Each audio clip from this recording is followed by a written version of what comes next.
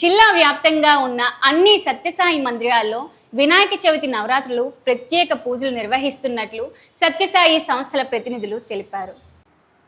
భగవాన్ శ్రీ సత్యసాయిబాబా వారి దివ్య అనుగ్రహ ఆశీస్సులతో రాష్ట్ర అధ్యక్షులు రఘుపతిని లక్ష్మణరావు సూచనల మేరకు జిల్లాలో అన్ని సత్యసాయి మందిరాలలో గణపతి ఉత్సవాలు ఘనంగా నిర్వహిస్తున్నట్లు శ్రీ సత్యసాయి సేవా సంస్థల జిల్లా అధ్యక్షులు సూర రామచంద్రరావు తెలియజేశారు.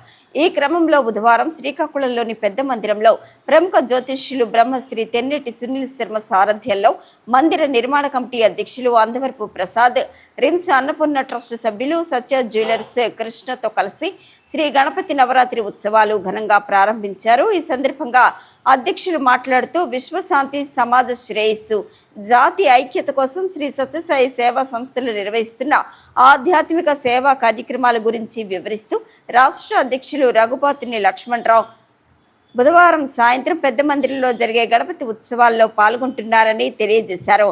గణపతి ఉత్సవాలు శ్రీ సత్యసాయి శత జయంతి ఉత్సవాల సందర్భంగా గురువారం కలెక్టర్ బంగ్లా ధరలోని శ్రీ సాయి గణేష్ మందిరంలో 100 గంటల అఖండ దివ్యనామ సంకీర్తనకు జ్యోతి ప్రజ్వలన చేసి ప్రారంభోత్సవం చేస్తారని తెలియజేశారు. సెప్టెంబర్ 2వ తేదీన పెద్ద మందిరంలో కూడా 100 గంటల అఖండ దివ్యనామ సంకీర్తనకు ప్రారంభోత్సవం చేస్తారని తెలిపారు.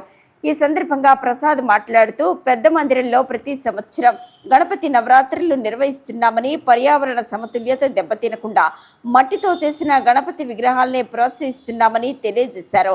సత్య జ్యువెలర్స్ కృష్ణ మాట్లాడుతూ శ్రీ సత్యసాయి సేవా సంస్థలు నిర్వహిస్తున్న సేవా కార్యక్రమాల్లో తనను కూడా భాగస్వామిని చేసినందుకు ధన్యవాదాలు తెలియజేశారు.